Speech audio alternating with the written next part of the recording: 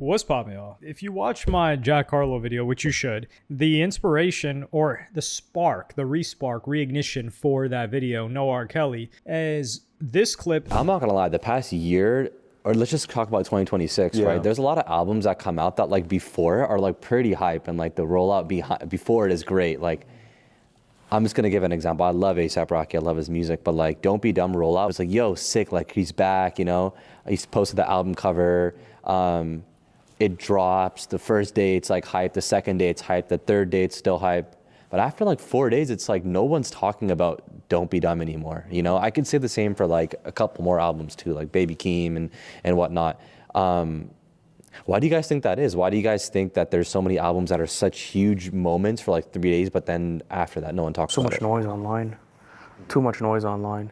A lot of stuff happening in the world outside of music too that like takes away from the listener's concentration. People kind of just forget about like everything you need to be doing to remind people post-release. And I know that like Tyler, the Creator, has said this in an interview where he was like, yo, I don't care if my album's like 4 months old, like I'm gonna remind you, whether it's through a story post or a new music video, like I'm gonna give my audience constant reminders. I don't care if it comes off as spammy or annoying. I spent years of my life putting my blood, sweat, and tears into one project. So many artists just abandon the post rollout. I mean, I think that there's a couple of different reasons. I think a lot of them get busy like with tour. Usually like that's kind of the mode they're in. It's like, let me put all my energy into like just this tour now and I'll let that do the talking. That's so baseline. I feel like that's like you got to go above that. If you don't, if you think your tour is your post rollout, it's not. I was gonna say disorganization amongst teams and labels. To your point, everyone's trying to get like that Jimmy Fallon show or whatever the case may be. But are you sure, bro? Like, is that really what's gonna push the hype to this? Another thing too, bro. It's the music. If the music is not hitting, like with Don't Be Dumb, as great as I think of an album experience it was, like Helicopter to me doesn't have that same feel as a National Treasure, for example.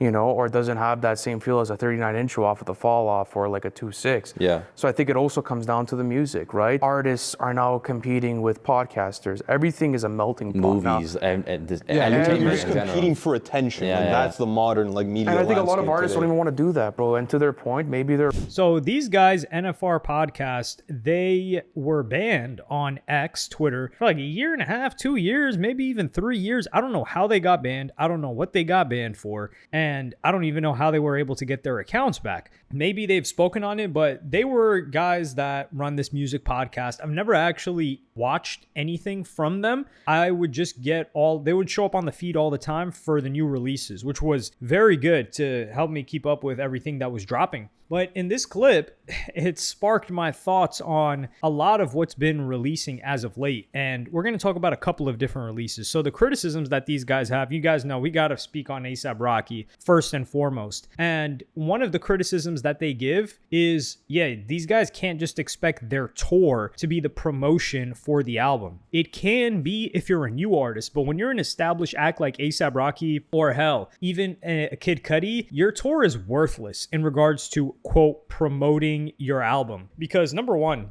with Yeat, right? When Yeat was first coming into the scene, I think this was post 2 Alive, this is 2021-ish, when he was first blowing up, he opted out of doing things like Rolling Loud and festivals and did very small cap venues, like 300 person venues. I remember he did the Roxy at LA, which is a very small venue. Legendary venue though. And they had so many people out there in the streets. Helicopters had to come. They shut it down and everything. It was wild. And that was great press for Yeat at the time. And then he went on a multi-city tour throughout the US on that small 200 to 300 cap venue. And this was great promotion for him because he was just getting his feet wet, just getting into the game, just learning how to perform as well. And then he slowly built that up. And now he is the newest version of a superstar, which you could say is a regression from the previous superstar. But in the times that we're in, him and Don Toliver are the guys that are killing it. Let's be for real here. And then you've got the contrast of that, which is in A$AP Rocky. So A$AP Rocky has a touring history and a Kid Cudi. Kid Cudi's last album was this album called Free that sold nothing first week. It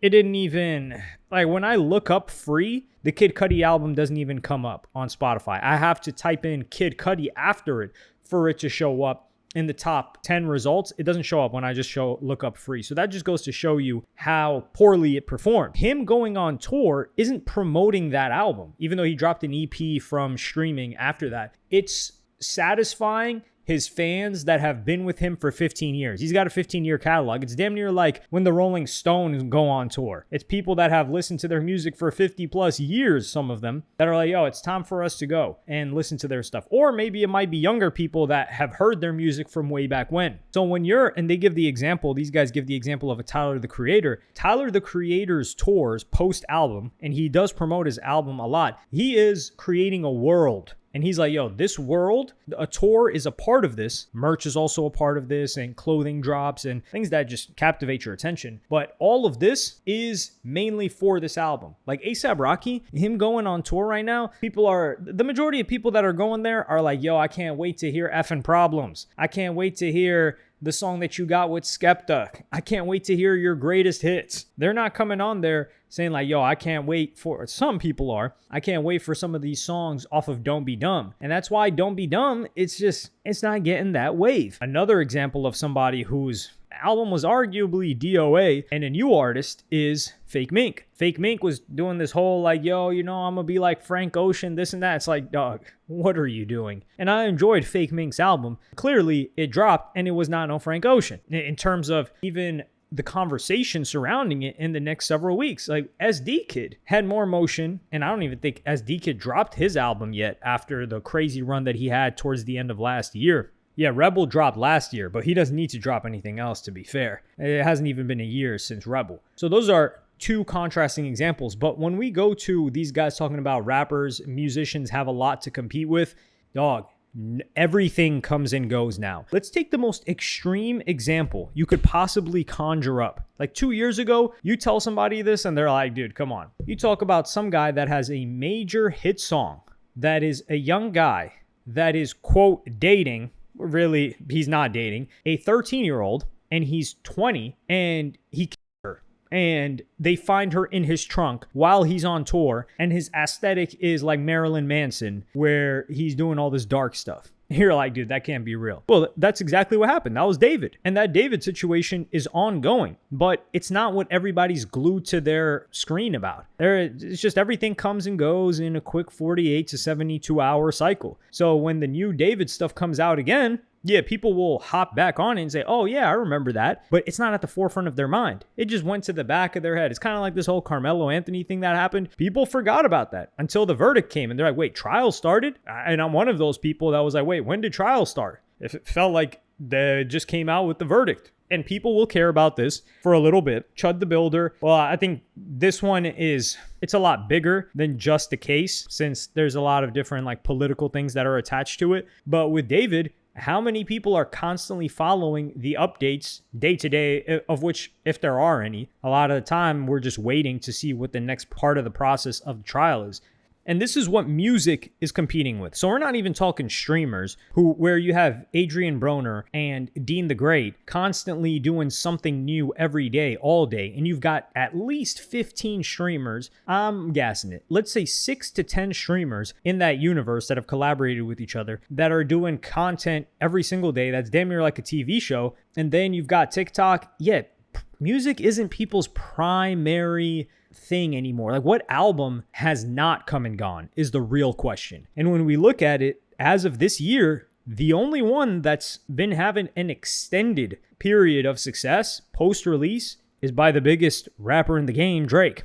And he's done a good job like drip feeding it. And that's why I do got to make a little bit of a salute video to that, because I was saying that I didn't really like the rollout and it was too fast for the Iceman drop when they dropped that big block of ice, and then we get a magazine, and then it was like a week later Iceman dropped. But the post rollout for Iceman, which is still the rollout for Iceman, has been phenomenal. Like, we're still talking about it. Everybody's still listening to it. The songs are still performing. It's like multiple weeks at number one. You could say Don Toliver's album also didn't come and go, but it's just singles off of the album that are still doing well. And there are so many singles that are doing well that everyone's like, yeah, Octane hits. And I would say, like, for example, Don Toliver, he's another guy that creates this universe around each project. Like, you have it with Octane, and the previous project, he had like this one biker type of project that was a couple of years ago. It was Hardstone Psycho. Like, that one, he went fully into character for that one.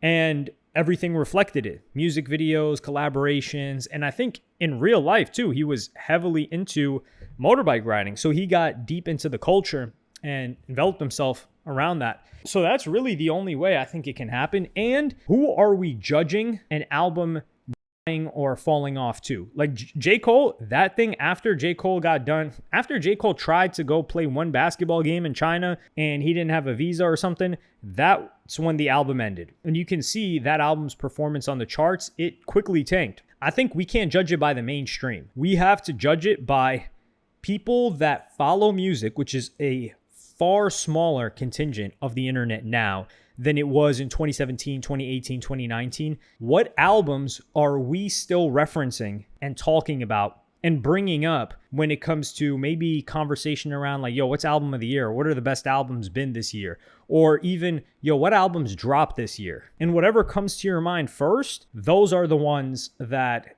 have managed to stay in our mind, because the average person or even the casual listener, these guys are just listening to songs that are hits. That's it. There are far less people that are really in tune and paying attention to new music or even new music by established artists and listening to it again and again and again. If they even listen, they feel like listening to an album is a chore.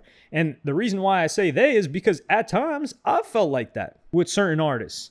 But recently, like the past 6 to 7 months, no pun intended there, I have just grown a new love for it because I just listen to whatever I want, whenever I want. So I'm like, okay, let me check out this album, as opposed to feeling like I need to keep up with a particular album. Nah, an album dropped last month. Let me go listen to that. I haven't checked that out yet. So the niche and interest around music is smaller than it ever was. And it reflects on the albums, but a lot of people haven't caught up. And that's why, like, for example, like album sales, they don't matter anymore. And that's also why I gave criticism when Sway Lee announced that he was going to drop a project, because I was like, yo, what? Sway Lee, why are you dropping an album? This thing's just going to be DOA. It's going to be dead on arrival. Nobody's going to listen to it. And nobody's going to say, oh, Sway Lee dropped an album 2 weeks ago. Let me go check it out. You don't have that kind of marketing spend behind you. So now we got a bunch of great Sway Lee tracks on that project, by the way. Go listen to it. If you haven't, listen to Sway Lee's album. Like, I support Sway Lee. He dropped a great project. But that's why I was so hurt by it, even though he's telling me like, nah, man, I'm hating.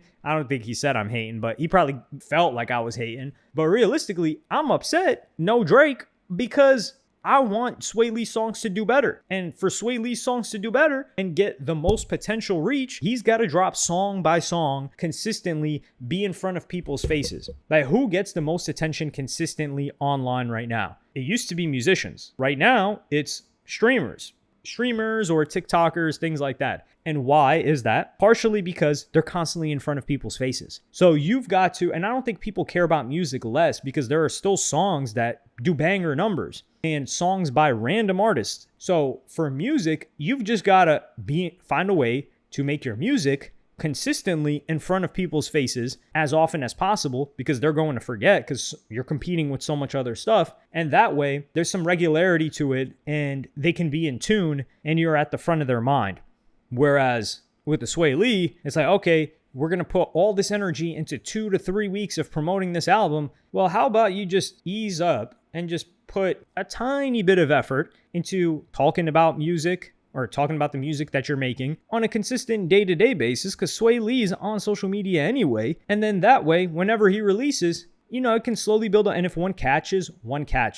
And Sway Lee is like a hits guy. He's a singles guy, even though they do have great albums, him and Slim Jimmy. But that's just the way that it's going to continue to be for the foreseeable future until we get gatekeepers back in place. And I don't mean gatekeepers for music. We're going to get some authoritarian gatekeepers that are like, hey, listen, we just had a flood and you guys got to overdose on content. So we're locking it up. These are the 15 channels that you're allowed to watch. And if you want to be able to watch anything that you want after that, you're going to pay $150 a month. That's the only way we're going to go back to the previous time when everybody was tuned in to the same things and we could have discussion. That's not the only way, but that's the first way that came to my mind. But let me know what you guys think in the comments. What are some albums this year that you would say lasted the test of time? And not to you, because people just think that they're the center of the universe and everybody shares the same opinion as them. And they're like, man, you know, I've been listening to this Stove God Cooks album this whole year. Like, that's the one. No, it's not the one. It's the one for you. Which one have you been listening to that you feel like a lot of other people have talked about, have listened to, and yeah, you feel like lasted past its initial release? Let me know in the comments. Like, subscribe, and hit the notification bell if you enjoyed. And I'm going to see you on the next one.